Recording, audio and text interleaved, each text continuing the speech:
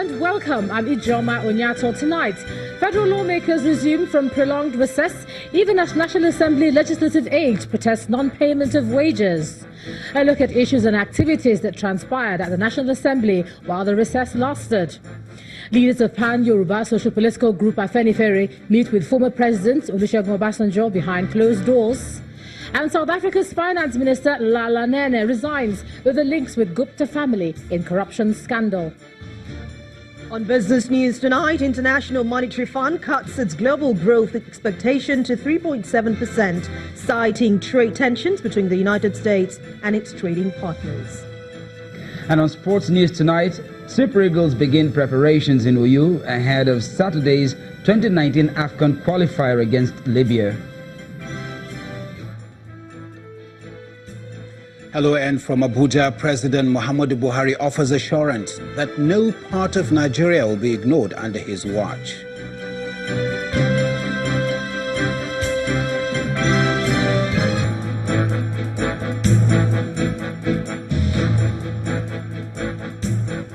We begin tonight with the National Assembly resuming sitting after over 2 months of recess. Initially scheduled for September the 25th, resumption was postponed to October the 9th because of political party primaries being conducted at the time. The lawmakers were greeted by some legislative aides protesting the alleged non-payment of their salaries. Upon resumption, the Senate went into a closed-door session which lasted for 15 minutes. Our correspondent Terry Ikumi reports. This is the site that greeted lawmakers as they resumed from their break since the 24th of July 2018. Some staff of the National Assembly are protesting alleged non-payment of their wages. Some of us, they are owing us up to 1.something million. And these are duty toll that we use to go on errands and to do some other miscellaneous things. I don't know what we have done wrong. Initial resumption date for the National Assembly was the 25th of September, but it was postponed to the 9th of October because of the political parties' primaries. In the House of Representatives, prayers are observed in honor of a lawmaker, Mrs. Olufunke Adedoyin from Kwara State, who died during the break.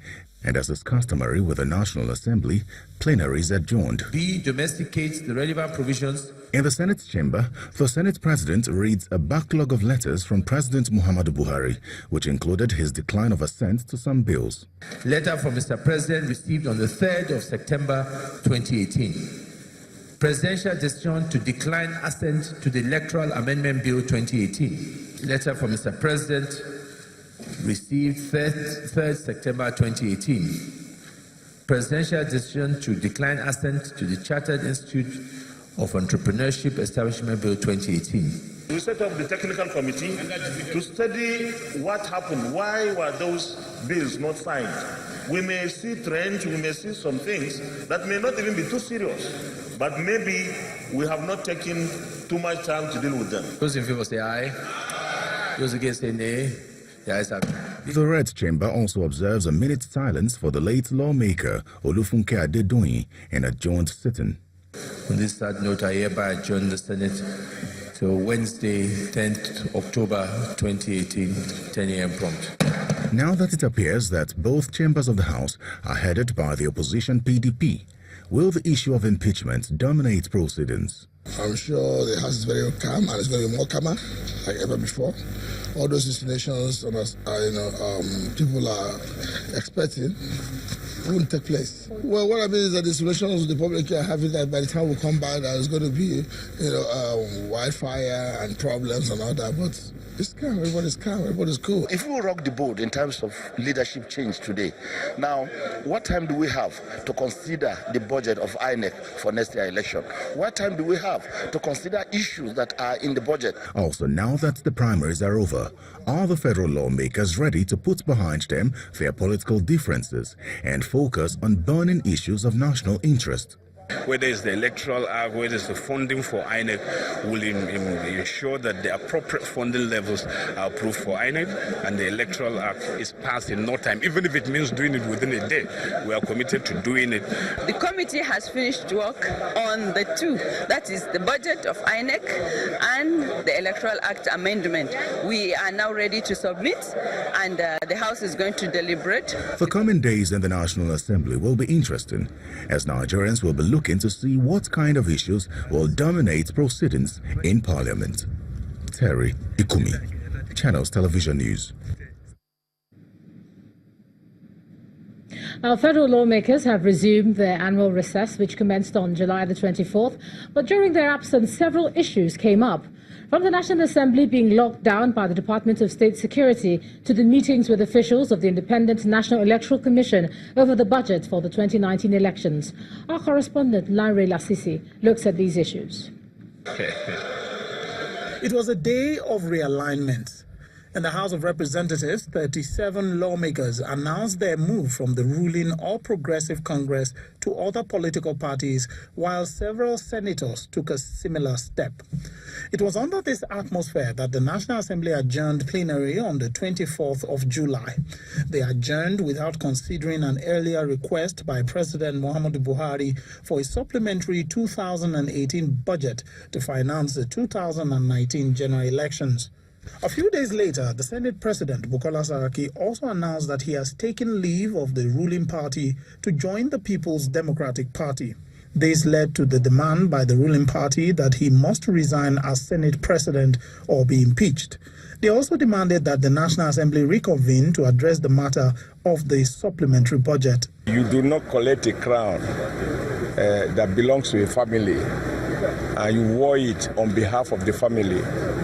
If, for your personal reasons, which he has enumerated, and we don't need to debate them, you have chosen to go to another family, it is just a matter of honor that you leave the crown in the house that the crown belongs to.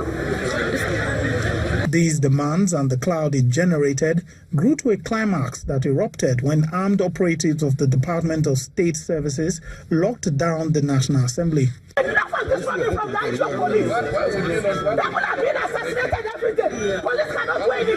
A move that was widely condemned and led to the sack of the Director General of the security outfit, Lawal Daura. Eventually, the Joint National Assembly Committee on Electoral Matters had several meetings with officials of the Independent National Electoral Commission on the supplementary budget. The committee is suggesting to the leadership of the National Assembly, the Committee on Appropriation, to source the funding of this budget through virement from other service-wide votes under the Special Intervention Program recurrent to ease the consideration and avoid increase in the size of the 2018 expenditure framework. The committee also met to reconsider the amendment to the Electoral Act which the President had declined assent to. These and other issues were pending, awaiting the planned resumption of the National Assembly on the 25th of September. The Assembly, however, moved its resumption to the 9th of October to allow members focus on their party primaries. With their return now, the question on the minds of some people will be how soon these issues will be addressed. Lanre Lasisi, Channels Television News. Let's take another look at the National Assembly's resumption. Joining me live from Abuja is the Executive Director of the Civil Society Legislative Advocacy Center, Mr. Awal Ibrahim. Thanks a lot for joining us on the News at 10. Now, there are those who are looking at this with mixed feelings. I mean, relief on one hand that the lawmakers are back to work, but then anxiety in terms of how they'll work together. What do you think?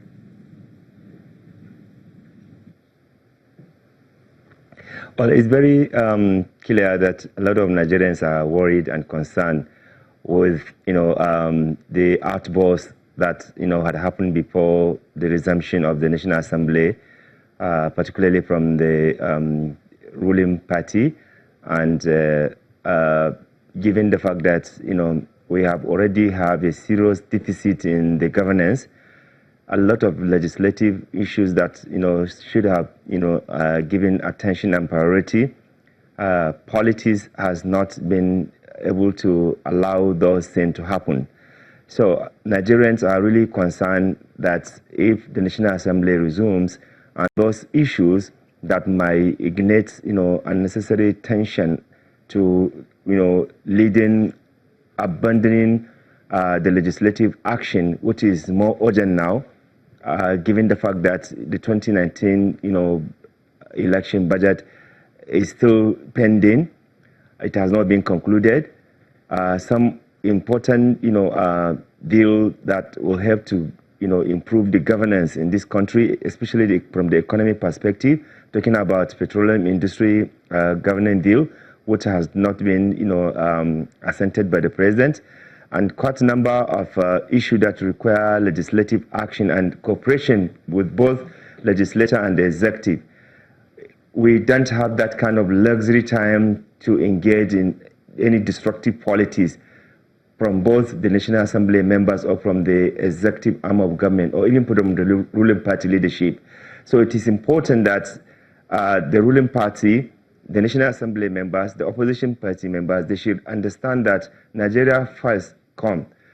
Nigerians are looking towards seeing how they can do the work that they are elected to do.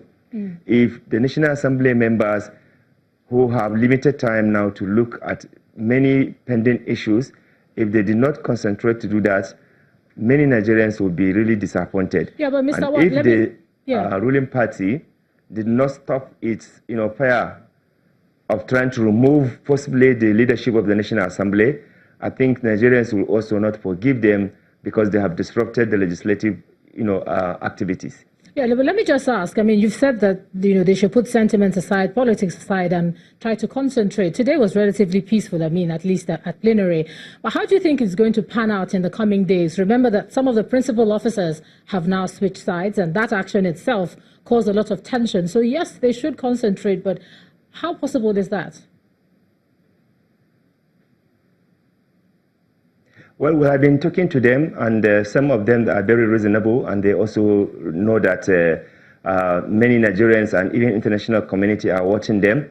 So if they come to demonstrate any kind of irresponsible behavior, I think it will really be a very bad thing. And if the ruling party would go and do anything that will also cause trouble there, Nigerians are also watching them, and the international community are watching them. This is not a time to do any fight or to do anything. It is a time for both the executive and the legislature to come together to put Nigeria first and pace serious action that is required, in the National Assembly. There's no way we will have 2019, election, and the budget is not yet, approved.